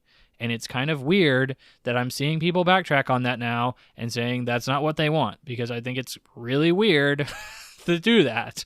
Another thing to mention here is PS4 Pro did not sell that much. It is about a 1 in 10, 1 in 9, I believe is the exact kind of metrics I saw for the number of PS4 Pro versus base models. So like almost 10% of models that were PS4 variety were sold as Pros. So this is a very niche machine, and it will be the exact same for the PS5 Pro. It is, like I said, an audience that doesn't really want a PC but wants a high-spec console. Maybe at some point that audience will feel the need to translate over to PC, but I mean, I'm kind of slowly migrating that way. But like, I also am just doing that for the games. I'm not necessarily doing that for the specs. I'm doing that because a lot of games are PC only, and there's a lot of freedom over there that I can't experience on PlayStation or console. But like, I go to a platform specifically because of what games are on it. I like Sony's first-party games, and I like Nintendo's first-party games, and I like a lot of indie games and smaller niche titles that are on Steam. So like, that's why I've kind of gravitated towards those particular platforms. And I have Game Pass because I want to try out Microsoft's games as well. Like, I go there for the games, not necessarily for the specs. So that's why I'm not interested in it. But again, like, there is going to be that overlap, that particular market that is, I want to play the best quality games, for this on this console. And I think that's going to be like a very Sony-esque fanboy. Like, let's be real. I think it's probably going to sell out, and that's likely because there's going to be a limited number of these units that they probably assumed, like, we know how the PS4 Pro sold. We're going to assume that people are going to pay probably the same number of people are going to buy this as the Pro on the PS4. And analysts are also predicting that as well. Saw an article of that I linked here. And then this is likely a sign that next gen is going to be this high, if not higher. So you better get used to it. Like I said, I think this is just an economic reality to it. Components are higher, the dollar doesn't go as far, and you're just going to continue to see this happen. And I think a lot of people are kind of linking this and mentioning like this is a cocky Sony move, which is an interesting statement. So like, a lot of people kind of compare this to Sony doing the PS3. So when Sony made the PlayStation 3, they priced it at $600, and it was very obvious that Sony was like, well, we won the PlayStation 2 generation. Everybody loved it, and you're going to buy our console no matter what. And neener. Like, why don't you go get a job if you want to buy this? And it's like, okay. That was very, very cocky Sony. And they paid for it. They really paid for it. This is maybe cocky Sony. I kind of see it a little, for sure. I mean, like, obviously having a $200 margin increase on this when they could have taken less is kind of, a cocky Sony move. And the stand, which we'll just go ahead and tackle the stand. Stand is ridiculous. $30 stand. That's like an Apple-esque move, and I think Sony is in a way trying to position themselves as like the Apple brand of video games. I've heard people say that, and I kind of agree with it. Like $30 for a stand is obviously ridiculous, especially when your console can just freaking stand up on its own. It's I honestly had my PS5 standing up on its own, back behind my TV without a stand for years. And then I eventually was just like, yeah, I guess I'll put the stand on there. Like, it was just like hanging out in like a freaking plastic bag or something in the closet, and I was like, I guess I should put that on there, and I did, and I was just like, it didn't really change that much, and this is just kind of ridiculous. Apple obviously had a huge controversy. I think they had like $100 plus like PC stand or something like that, just like a monitor rig or something. Is something ridiculous, and like this is very much that. It's like, do you want to just pay $30 for a freaking piece of plastic to just put your console on? Yeah, that's kind of redonkulous, and Sony should feel bad. Sony should feel bad for charging that much. But you know, this would be cocky if it was anything else. If this was like a base unit and this was the only thing that you could possibly buy, I get it. But let's be real, like, this is an optional upgrade, and there is no competition for Sony out there to do this. And I think that's part of why the marketing presentation was really poor, is like, you know, yeah, they could have gone and delved deep in all this stuff and really given like a really bang up presentation, but like, why? Who the heck is competing with them at this point? Nintendo? No. They're doing a Switch too, which is not going to be some powerhouse console. And so like, and they've never really ever done powerhouse consoles. It's never been Nintendo's MO. And like the only real competition Sony ever had in producing high powered hardware was Microsoft. Duh.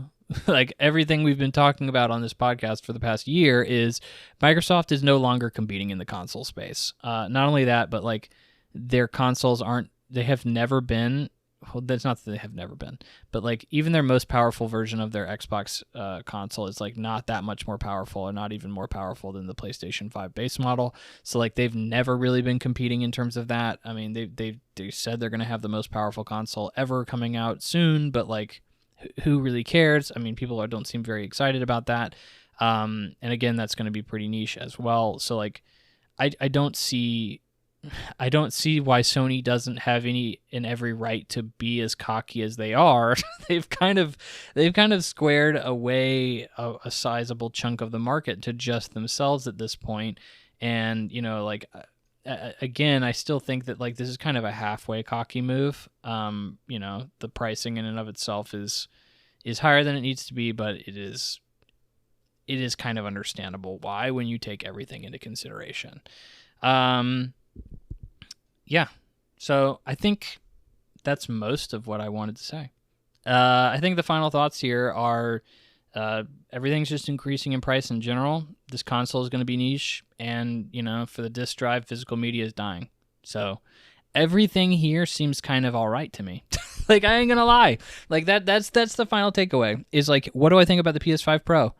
It's fine. It is fine. For those who want it, it's fine. I don't think that this is some milky cash grab that is like way overpriced and you should feel bad if you buy it and all that other stuff. I don't want one. I don't intend on getting one. If it falls into my lap, I would love one. Don't get me wrong. But like, I don't intend on trading in my old PS5 for it. That's honestly too much of an upgrade cost and too much of a hassle. You know, transferring all my files and all that other stuff over. So like, I don't really ever see myself getting one, especially since I was comfortable with the PS4 base model the entire last generation, and I don't see the need to really upgrade at this point. Yeah, there's diminishing returns here, but let's be real, like PC hardcoreists, I mean, like they are all over this kind of stuff. These minimal increases over the years, you know, getting the newest graphics card and kind of, you know, drooling over that kind of stuff. So there's definitely a market for it. This is going to be a niche product. Like I don't see, like, the more I go through it, the more research I did, the more I'm like, I can't say I love everything they did here. Obviously, I'd love for the disk drive to be included. I'd love for the stand to be like just boxed in. Like, let's be real. And I'd love for there to be probably some more value to the console. I mean, but like, and features, but like, let's be real. Like, everything here makes sense. When I look at everything from an objective standpoint, I'm like, I get why they did everything they did. Like, it makes sense. Minus the stand. But like, I think the backlash has been unreal. I think it's been unreal, and I think it will continue to be Unreal until it sells out and everybody's like, oh, well, never mind. Clearly, people wanted this thing and we were being ridiculous. Kind of like when Call of Duty comes out every year and people are like, I don't want to buy that. And then they buy it anyway. And they're like, oh, well, never mind. I guess people wanted it. So, like this is another thing I had to do way too much research on to kind of debunk. But it's, it's the cost of being an enthusiast, I guess, is putting too much time and effort into something that means nothing. Right? So, yeah.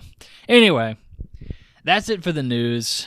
Dang, that was meaty. And I took some stuff out this week too. It was busy. And there was a lot to go through. I mean, I'm still trying to kind of get this whole solo hosting thing out. Like my voice, it's getting a little dry right now. Just having been talking for what? Like an hour and a half? Yeah, that sounds about right.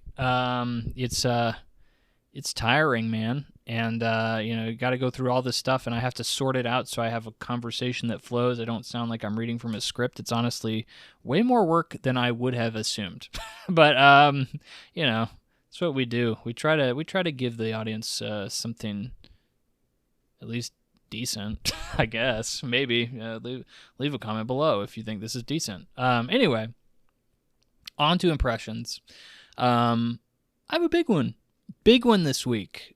This one is one I really think I'm qualified to talk about. And it is the highest reviewed game of the year, and it is one of the highest reviewed games of all time. And that's Astro Bot. That's right, ladies and gentlemen. I bought Astro Bot day one. I've talked previously on the podcast that I'm not normally a day one buyer, even though I bought several games day one this year.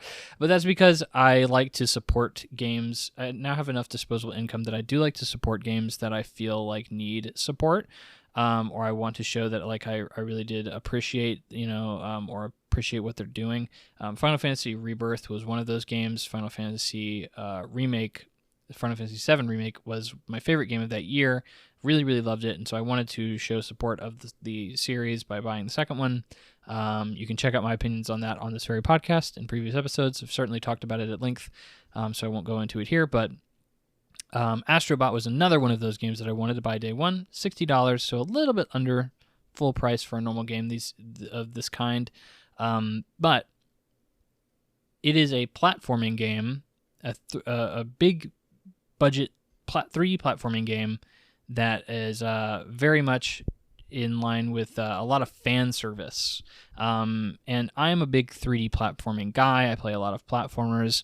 I've talked about several on the previous episodes of the podcast, and I still have several on my backlog to get to, and I really enjoy them. There's a very soft spot in my heart for 3D platformers, and Astro Bot certainly is that. So this is a game that was 100% tailor-made for me. It was practically built from the ground up for me.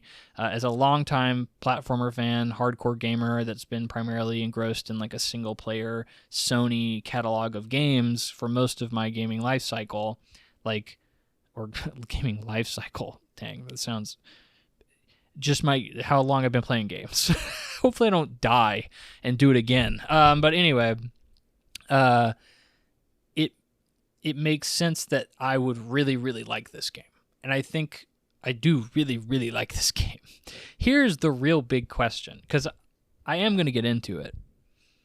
Is this a 95 on Metacritic? Is this game really worthy of being one of the best games ever reviewed of all time? We're going to delve into that. But Astro's Playroom is where I kind of want to start off with this, actually, because Astro Bot is more or less a direct sequel to Astro's Playroom. And it's very interesting because obviously if you don't know, Astro's Playroom is a game that came packed in for free with every single PlayStation 5, and it was meant to kind of show off the controller's haptic feedback potential, which not any other game has really ever used, or at least to the extent that Astro's Playroom did, which is very unfortunate. It blew me away when I first played it. I really loved Astro's Playroom, which is another reason I was really looking forward to Astro Bot. I also really loved the Astro VR game, on PlayStation VR 1. It's honestly my favorite VR game I've ever played, if not Beat Saber, and it was a fantastic game. Obviously, I'm a huge fan of Team Asobi and their work based on just those two titles, and another reason for me to really be looking forward to and buy Astro Bot day one.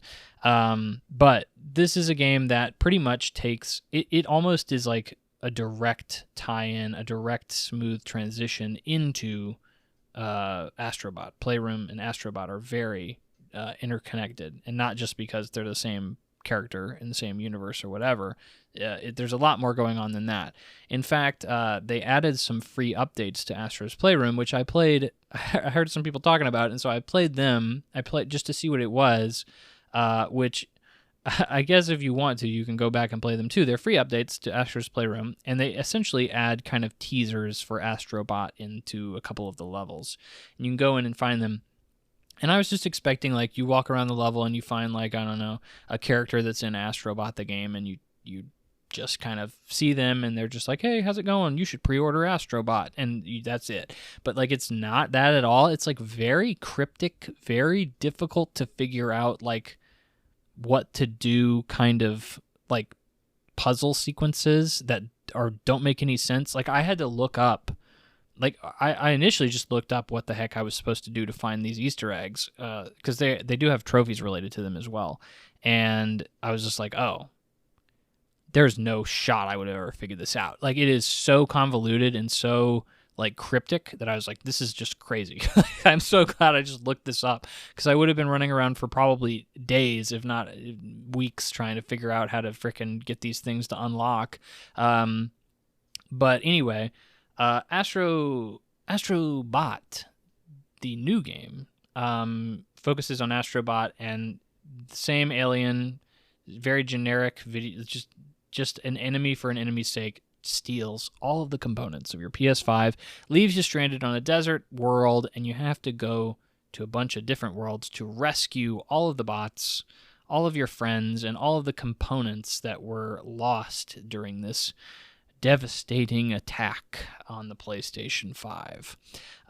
So these are the elements that you obviously got familiar with in Astro's Playroom. Not only that, but like the intro levels of Astro Bot are pretty similar to a lot of the levels that are in Astro Playroom. And not only that, but a lot of the music, there's a lot of tie-ins to the music, and obviously the components that are in the PlayStation 5, and the mechanics in general. Like, there's a lot of crossover here, especially early on. And the first world or so, like the first, universe maybe is the better term. The first handful of levels, I was like, this game is honestly a little too similar to Astro's Playroom. It doesn't feel like there's a lot of a difference between them. And I was a little surprised by that. And I was like, these reviews don't seem to be tracking with me, because it just seems like an extended paid-for version of this thing I got for free. So like I was a little bit surprised by that. And then I kind of started getting into it. The later I got into the levels, the more I found like more mechanics that impressed me, more level ideas that were interesting and inventive and fun. And I was like, oh, no, this game is definitely a joy. And I really, really enjoyed my time with it. Surprisingly, this game is really short. Again, $60 game. And I platinumed it, 100% of it, in 15 hours. And that was me going back through a lot of levels and finding, all the collectibles, all the characters and stuff like that, doing all the extra levels that you don't need to do in order to complete the game. There's several optional levels that you don't ever need to really touch. And I'd say you could easily beat that comfortably, like at a leisurely pace, in under 10 hours. So like, this is a pretty short game for what you're really paying for. Admittedly, like, I thought the length was fine. If you're looking for a very long game, it's not that. But like, a lot of the levels are really short. I think the game kind of advertised before it came out like, oh, it's a 50 plus level game. I was like, oh man, 50 levels, that's crazy. It's like some of the levels literally take like 30 seconds to beat.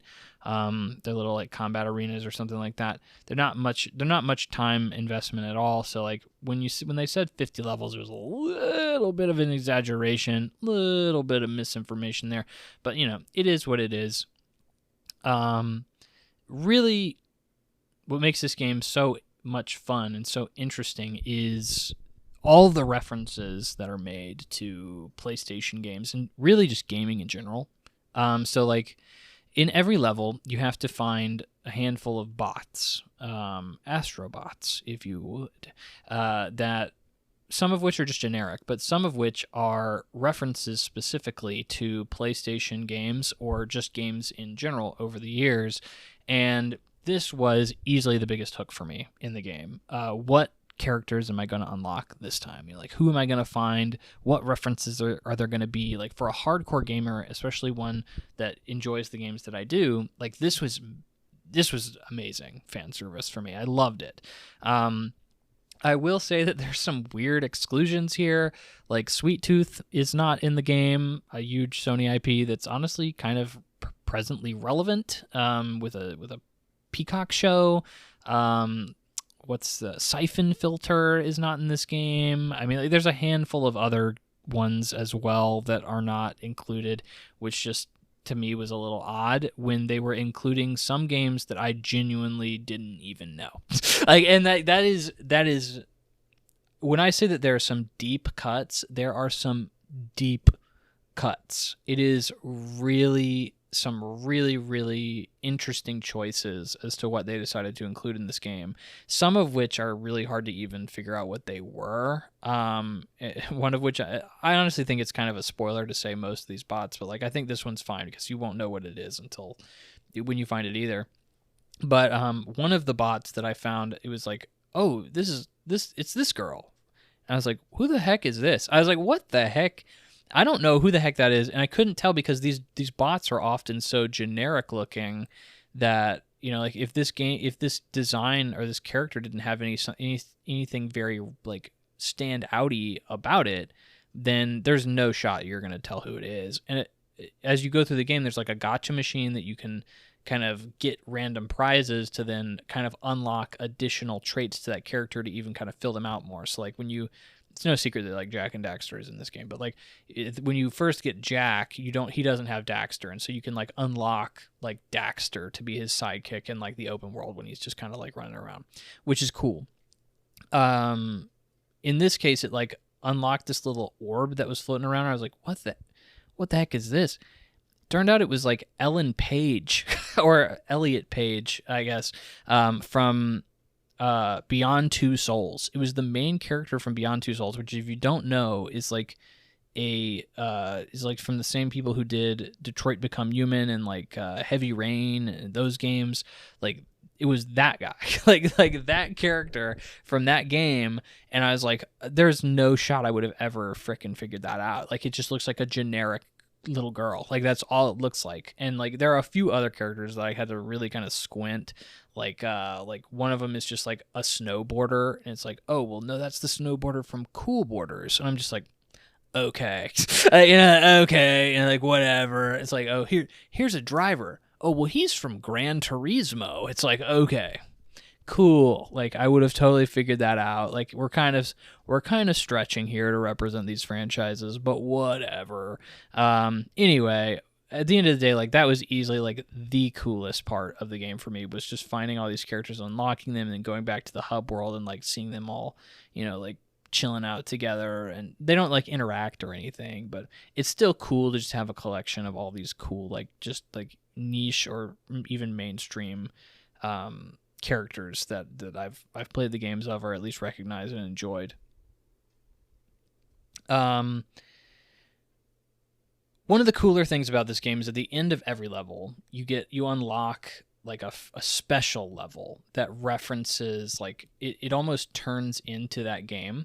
And I don't want to spoil any of them particularly, but like, if essentially you beat all the levels and you unlock a special character, a special Astro Bot based on a Sony property, and then you go to a level and you basically get a power from that particular character that changes the level so that you can like basically play a level from that particular game in Astro Bot, which is like so cool. And like there's only 5 of them in the game, but it's really kind of disappointing because like 2 of them are really, really cool, and then the other 3 are like based on more like modern Sony IP, and it's like, oh well, they all kind of feel pretty similar because they're like they're just like modern action games. So like it really did feel like a missed opportunity, and that's kind of what I wanted Astro Bot to feel like. Not a missed opportunity, but I wanted it to feel like you were going in between all these individual PlayStation or video game worlds. Like I thought that would have been so cool,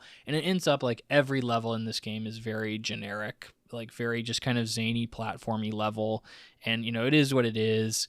And it, you know, I think that there's a little bit of a missed opportunity there, but also it would have really prevented Astro Bot from standing on its own and having a very cohesive feel to it, I think, if they had done this for every single level. But it's a really cool, fun idea that they had to even incorporate that in the first place.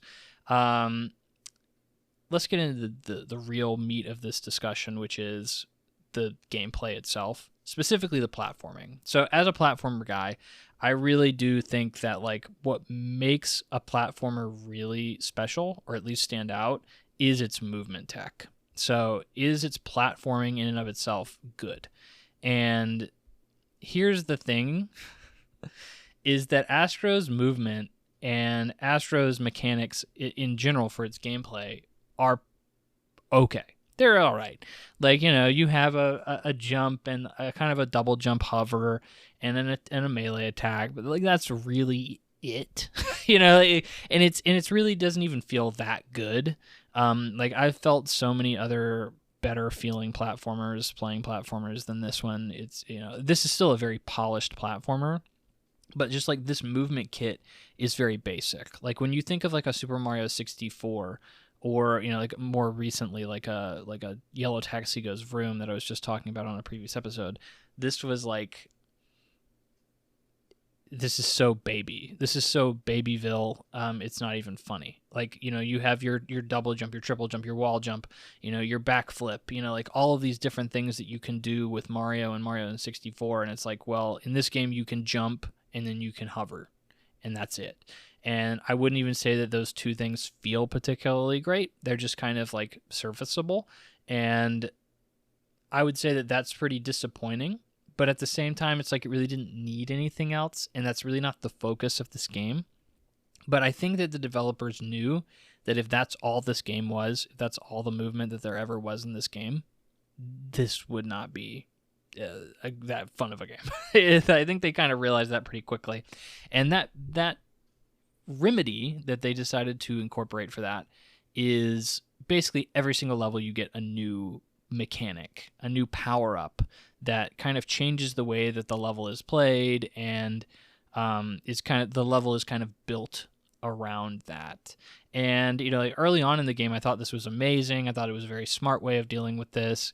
And there were some powers that throughout the game you get, and it's like this huge game changer. It's like, oh my gosh, this is so amazing. Like, what a cool idea, and how great of an execution it is. Like specifically the shrinking power-up. There's a power-up that allows you to shrink and grow within a level, and it's so expertly used, and it's so fun to use, that, you know, I can't recommend it enough. Here's the thing, is that if you ever find a power-up that seems pretty cool like that, you will ever only use it once. You will never use it again. You will only use it that one time. And towards the end of the game, you start reusing all the more basic power-ups that really aren't that interesting or fun. Like I used these like frog punching gloves like 3 or 4 times by the end of the game. You know, like a solid like 5% of the levels like utilize it specifically, and it's like it's just basically an extension of your melee. Like that's all it is. It's not really anything particularly fun or inventive, and you know, like that's kind of what the game eventually kind of relies on. And I really would have loved to have seen more of these cool, you know, like either utilizing these power-ups more that were the really cool ones, or like having even more inventive and cool power-ups throughout the game. And I get that that's difficult to do, but like it because there's such a limited and not like super crazy move set, you really do need something to really balance that out. and I think that would have really helped it. Overall, the levels in the game are colorful. They're packed with details and objects, like tons of objects. It's kind of crazy how much stuff is like crammed into these levels, and they're very creative. Some have more creative themes than others, but some of them really stand out to me. Like a level where like an evil genie escapes a lamp and you have to like go through a tornado to like stop him. Like there's a lot of little mini boss fights. I mean, like it's overall like it's a pretty fun game, just very inventive, and it's really kind of puts creativity and fun at the forefront when it comes to these levels. I've definitely seen better platforming levels before, but like there are definitely some levels that are still very fun. I also think the soundtrack is great. If you like the soundtrack from the Astro Bot's Playroom, there's literally some callbacks to those tracks in this game, and they're really fun and they're really just charming. And I think that's like at the end of the day, like a lot of what this game is fun and charming. And, you know, like at the end of the game, there's a cool set piece moment where, of course, like what you would want, all the characters come together to like fight the bad guy that you've collected throughout the game. I loved it. Put a huge smile on my face. It's hard to complain, right? Here's the thing. At the end of the day, is this game a 95? Heck no. This is absolutely not a 95. 95, you are talking literally one of the best games reviewed of all time. You're talking, this is like GTA 5 levels, Red Dead Redemption levels, you know, like Legend of Zelda, Breath of the Wild levels. Like this is, like you are comparing it to that by giving this game a 95. This game 100% does not deserve that. Like no shot. But it is really fun. I think that this score was easily inflated by, you know, video gamers who really love video games, and this is a love letter to video games. You know, like the most fun I had playing this game was finding video game characters, PlayStation characters, unlocking new characters, going through levels. That was the loop, you know? Most of the time I feel like there's a loop in a game that really gets me, or a story, or, you know, the gameplay is interesting enough, and like that's what I consider to be the fun that really keeps me moving forward in a game. And in this game, I'd say there's not, like, well, there is. I'd say overall the game is still well done and well polished, but I'd say easily what was progressing me and pushing me forward the most was seeing what the new characters were. What was the new thing that was going to be, you know, what was the next character I was going to unlock and see what they were going to be like. And, you know, how deep of a cut did we go, you know, with these references, which is like, that's nice, I guess, but like, that's not necessarily what makes a video game good. You know, like, I don't know. I don't think that that's enough to say it's a 95. And I think that a lot of these, I mean, it's so interesting to look at reviews in general and see like why are games being reviewed the way they are. And that's why I think doing like Fantasy Critic is really eye-opening, is like you get to really like be like, well, like this game has X, Y, and Z, or it's catering to XYZ crowd, and therefore like the reviews will be you know, up or down because of that. And I think that there's some definite logic to that. And I think the logic here is there was a lot of references and nostalgia that really played to people who were reviewing it, and they reviewed the game higher because of that. Like, I don't think this game is bad, but I think if I was going to give it an objective score, this game is like an 87, which is still really, really good. And like if any game with an 87, honestly, I think is worth playing on Metacritic normally, but like, that's such a far cry from a 95. You know, like a 95 is literally, again, like I said, one of the best games ever reviewed, and means, you know, pretty much no one didn't give it a 10. Like no one didn't give it anything outside of a 9 or a 10. And I think that, you know, this game is an 8 or a 9. It's not a 9, it's not a 10. And I do think that like it's really unfortunate to see how easily manipulatable a lot of reviewers are. Just wave fan service in front of them, and they will give it higher scores than it deserves. And I don't know. It's just, that's nerd culture in general though, right? It's like we just kind of fawn over stuff that we really probably shouldn't, or we fawn over it too much, we fanboy too much, and it ends up getting in the way of objective criticism and maybe moving the medium forward in a better way. And I hate having that conversation around Astro Bot, because Astro Bot is still really good. Like, it's still really good. I'm really glad I purchased it day one and supported it, and I hope that we get more of this in the future. And I want more of it, and I hope that this concept of even the fan service is expanded upon, because I think that it is what makes this game really good, is the fan service. And it's unfortunate I have to have a negative conversation around Astro Bot at all, but I mean, I think that 95 is too egregious. It just stands out too much. It doesn't deserve a 95. Anyway, so that's really all I have to say about Astro Bot. Great game, but yeah, over-reviewed. Anyway, that's all I got for this episode of the Plug and Play podcast. We're hitting 2 hours yet again. That's I think that's pretty impressive. Just one guy yapping for this long. But anyways, I wanted to say thank you yet again for sticking around this long. Again, I really do appreciate you giving me your time. I really hope I'm not rambling too much in a lot of these segments. I don't have co-hosts now to kind of balance me out and make sure that I'm not just going and going and going and going. And, I'm trying to maintain that with my notes here and make sure we have, a good steady conversation that hits the notes as it needed. But, yeah, I appreciate you. And I hope that you keep playing video games or, enjoying video games however you do. And just like me, we're all in this together, right? And I'll see you on the next episode of the Plug and Play podcast. And see you later. Bye.